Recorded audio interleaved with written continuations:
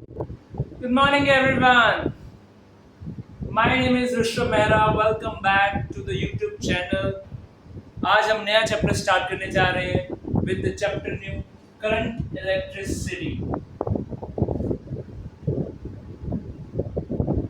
Current electricity एक ऐसा chapter है जिसमें नीट और जेई का बहुत ज्यादा क्वेश्चन देखने को मिलता है। ठीक है, तो आज हमारी लेक्चर सीरीज रहेगी जिसमें हमने प्रॉपर लेक्चर वाइज हमने पढ़ना है, छोटे छोटे टॉपिक्स करके आपको पूरा चैप्टर तैयार करके दूंगा मैं, जिसमें हमारा आज पहला चैप्टर है करंट इलेक्ट्रिसिटी और with the new topic that is called current. ये ग्रेड 12th में देखने को मिलता है और 10th में भी देखने को मिलता है। ग्रेड 12th में हमने पढ़ा था कि चार्ज का जो फ्लो होता है, flow of charge upon time take, कि कितने टाइम में कितना चार्ज फ्लो किया गया है, उसको हम कहते हैं करंट। बिल्कुल वैसे ही 10th क्लास जैसे ही, ठीक है, फिर एक्सपेंशन थोड़ी थोड़ी बढ़ती जाएगी। कितना टाइम में कितना चार्ज फ्लो किया उसको हमने नाम दिया है चार्ज। कितना चार्ज कितना टाइम में फ्लो किया उसको हम कहते हैं करंट। ठीक है, आगे बढ़ते हैं। चार्ज को हम Q के साथ डिनोट करते हैं, टाइम को T के साथ डिनोट करते हैं, करंट को हम I के साथ डिनोट करेंगे बेटी। और चार्ज अपॉन टाइम जिसको हम कह सकते हैं 1 कूलम अपॉन 1 सेकंड। 1 कूलम का चार्ज अगर 1 सेकंड में फ्लो कर रहा है तो उसको हम नाम देंगे 1 ampere. 1 ampere of current. 1 ampere of current क्या है कि कितने, सपोज करो 1 एम्पेयर ऑफ करंट की अगर हम बात कर रहे हैं तो मतलब 1 कूलम का चार्ज अगर 1 सेकंड में फ्लो कर रहा है तो उसका मतलब ये हुआ कि ये बात चल रही है 1 एम्पेयर के करंट की। आगे बढ़ते हैं, तो वही बात हम कर रहे थे। करंट जो है, ठीक है, it is a flow of charge divided by time taken पर सेकंड। कितने सेकंड में कितना कूलम का चार्ज अगर फ्लो कर रहा है हम उसको कहेंगे उतने ही एम्पेयर का करंट। जैसे सपोज करो यहाँ पे 2 कूलम का चार्ज फ्लो कर रहा है 1 सेकंड, तो मतलब हम बात कर रहे हैं यहाँ पे 2 एम्पेयर का करंट देखने को मिल रहा है। ठीक है बेटे, आगे बढ़ते हैं, करंट के बारे में और डिस्कस करते हैं। ठीक है, चलो देखिए, इसी तरीके से एक होता है इंस्टेंटेनियस करंट, एक होता है एवरेज करंट। इसके रिलेटेड न्यूमेरिकल मैं आपको करवा दूं, पहले कॉन्सेप्ट समझिए। एक होता है मेरे पास instantaneous current. Instantaneous current I, इसको कहेंगे dQ/dt, just like instantaneous velocity वगैरह वैसे ही dQ/dt। और एक होता है I एवरेज, जिसको मैं डेल्टा Q/डेल्टा T के नाम से जानता हूँ। डेल्टा Q/डेल्टा T, ठीक है बेटा, डेल्टा Q/डेल्टा T होगा। आगे बढ़ते हैं, डेल्टा Q/डेल्टा T, ये आ गया एवरेज और ये आ गया इंस्टेंटेनियस। इंस्टेंटेनियस कौन सा है? dQ/dt। साथ साथ नोट बनाते रहो, बढ़िया रहेगा। नोट्स बनाने बहुत जरूरी है साथ साथ।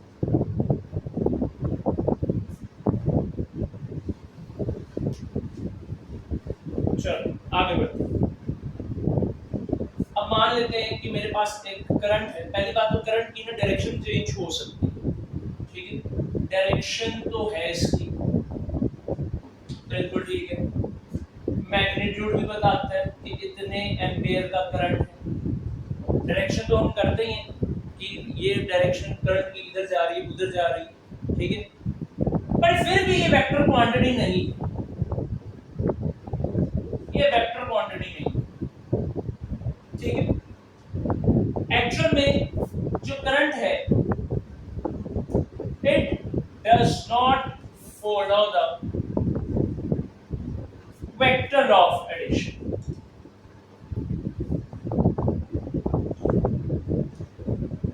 यस, ये वेक्टर ऑफ एडिशन फॉलो नहीं करता, जिसके कारण मैं कह सकता हूं कि ये वेक्टर क्वांटिटी नहीं, it simply adds up like a scalar quantity।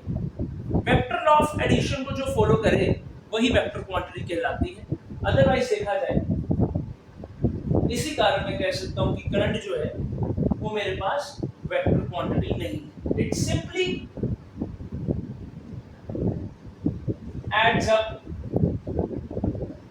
Like scalar quantity, scalar quantity की तरह ऐड होता है।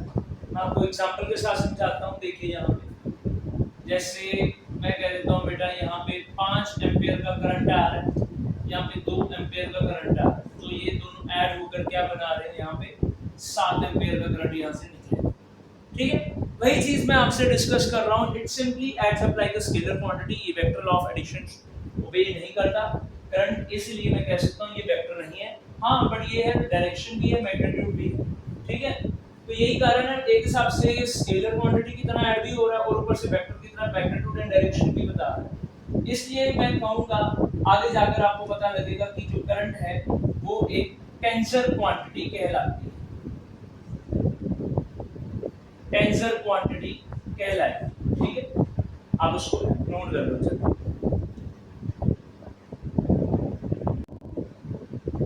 इक्वेशन आपके सामने रख दी है मैंने। Q is equals to t square plus 4t plus 5 और आपने क्या निकालना है, इंस्टेंटेनियस करंट निकालना है at t is equals to 3 seconds में। और I एवरेज जो है वो आपके पास है कितना, वो भी फाइंड आउट करना है 0 से लेकर 3 सेकंड्स। चलो देखो, इंस्टेंटेनियस करंट की बात करते हैं। इंस्टेंटेनियस करंट जो होता है that is equals to I instantaneous which is equals to dq by dt। क्या करना है, q का हमने क्या करना है, डिफरेंशिएशन करना है। अब यहाँ पे q क्या है, t, तो यहाँ पे डिफरेंशिएट हम करते हैं विद रिस्पेक्ट टू t, किसका, t square plus 4t plus 5। तो इसका मतलब ये हुआ यहाँ पे t स्क्वायर का जब हम करेंगे आ जाएगा 2t प्लस 4t का डिफरेंशिएट करोगे तो आ जाएगा 4 और 5 का करोगे तो 0 आ जाएगा। ठीक है, तो ये मेरे पास क्या आ गया, I इंस्टेंटेनियस देखने को मिला। ये आ गया मेरे पास I इंस्टेंटेनियस, करंट इंस्टेंटेनियस। ठीक है, और कहाँ पे t is equals to 3 seconds में निकालना था भाई, तो यहाँ पे t की जगह 3 पुट कर दें, तो 2 3 into 4, 2 3 6, 6 plus 4 कितना हो गया 10। तो ये आ गया मेरे पास 10 सेकंड्स। क्या आ गया, I इंस्टेंटेनियस, I इंस्टेंटेनियस। ये आ गया मेरे पास I इंस्टेंटेनियस। सिमिलरली अगर हम बात करें I एवरेज के रिलेटेड, I एवरेज किस तरीके से फाइंड आउट कर सकते हैं। I एवरेज के लिए देखो, फाइनल करंट ये होता है delta Q by delta T, जिसको आप कहते हो final charge minus initial charge, final charge minus initial charge divided by final time minus initial time. ठीक है, आपके सामने मैंने ये रख दिया। अब फाइनल चार्ज की बात करते हैं। फाइनल चार्ज यहाँ पे है क्या, देखो फाइनल यहाँ पे क्या है, टाइम जब t is equals to 3 seconds की बात चल रही है तब की बात, तो t is equals to 3 seconds मतलब फाइनल चार्ज, तो q फाइनल मतलब 3 सेकंड्स और इनिशियल मतलब 0। फाइनल टाइम कितना है, 3 ही है, और यहाँ पे इनिशियल टाइम कितना है, 0। ठीक है, तो फाइनल चार्ज कितना आ गया, मतलब t is equals to 3 पे q3 कितना आ जाएगा, यहाँ पे 3 की वैल्यू पुट कर दो, 3 का स्क्वायर प्लस 4 into 3 प्लस 5। ये रहा आपके सामने, t की वैल्यू यहाँ पे 3 का स्क्वायर पुट करना है प्लस 4 into t की जगह 3 प्लस 5, और यहाँ पे आ जाएगा 9 प्लस 3 is 9, 4 is 12 प्लस 5। तो यहाँ पे q3 आपके पास कितना आ जाएगा, 12 और 9 कितना हो गया, 21 और 5 बन गया 26।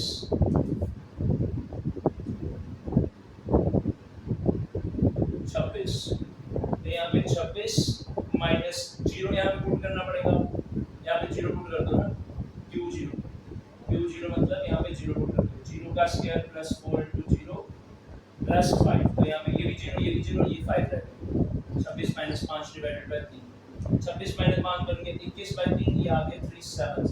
तो 7 एम्पियर का मेरे पास क्या आया है, I एवरेज करंट निकला है। ठीक है, और इसी तरीके से हमारे पास 7 एम्पियर का करंट देखने को मिला है। 3 1 जा 3 3 7 जा 21 होते हैं ना, इसलिए एक सेकंड ये दिख नहीं रहा होगा, हाँ ठीक है दिख गया, चलो कर लो।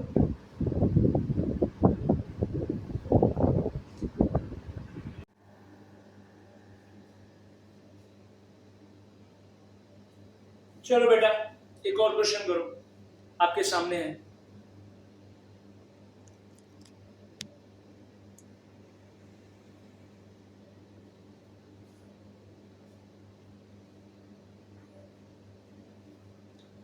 क्वेश्चन है, अगर मेरे पास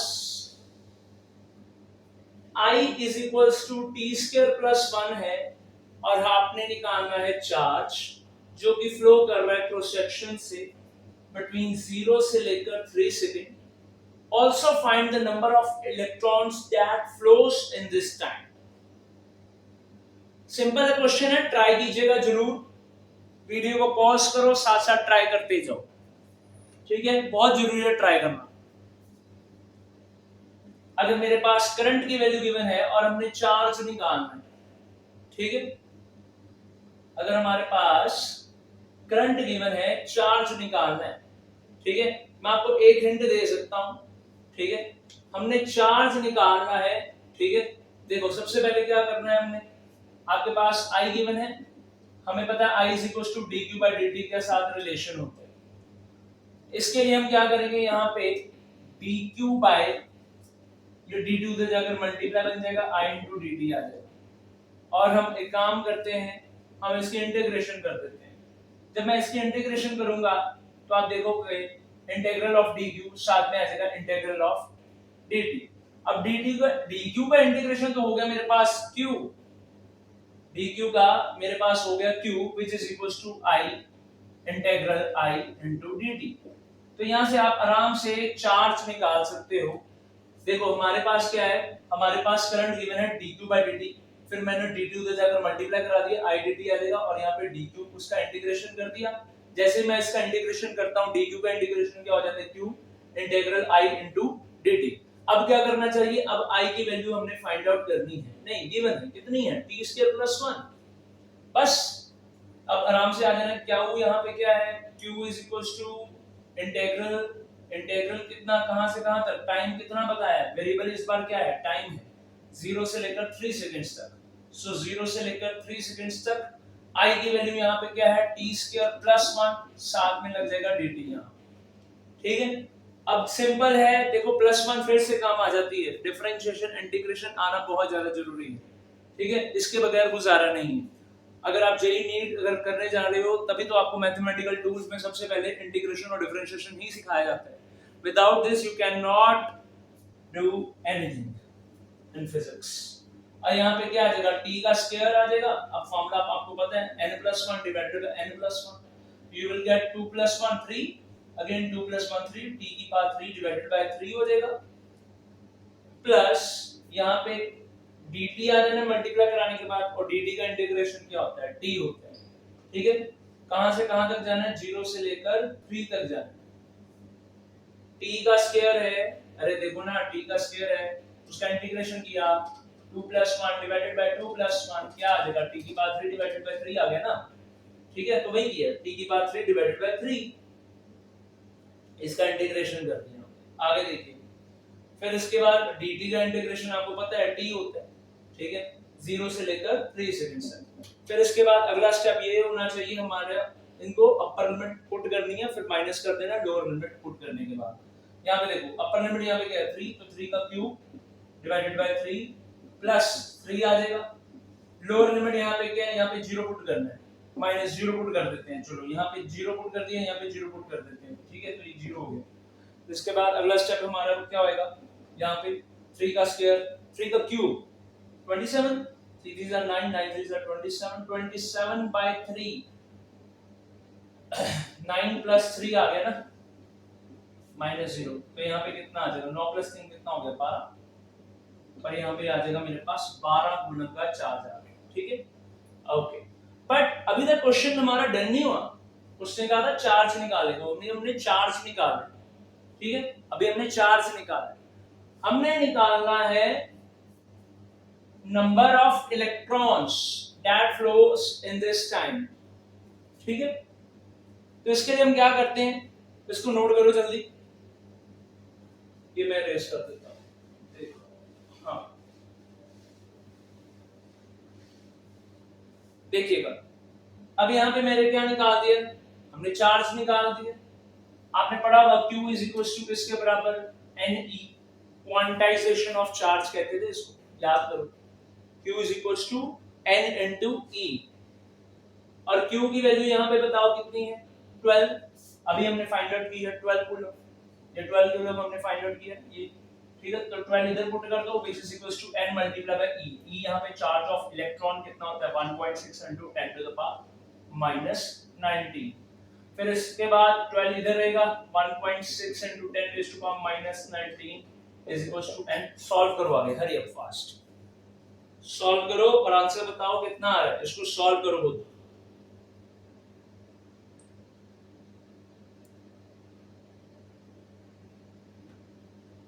When you will solve this, आपके पास जो n की वैल्यू आएगी that is equals to 7.5 into 10 raised to power 19। ठीक है, इतने नंबर ऑफ इलेक्ट्रॉन्स जो हैं जो फ्लो कर रहे हैं 0 से लेकर 3 सेकंड्स तक। ठीक है, तो बच्चों आई होप आपको समझ आया होगा। ये क्वेश्चन जरूर सॉल्व कीजिएगा, मैथमेटिकली आपने प्रूव करना है, खुद सॉल्व करना है, तभी आपको अच्छे से समझ लगेगी। क्वेश्चन प्रैक्टिस ज्यादा से ज्यादा लगाओ, ठीक है, तभी आपको क्लैरिटी मिल पाएगी, ऐसे नहीं मिल पाएगी। ठीक है, इस टाइप के क्वेश्चंस और भी हैं। ठीक है, आई होप आपको समझ आया होगा। ठीक है, आगे बढ़ते हैं।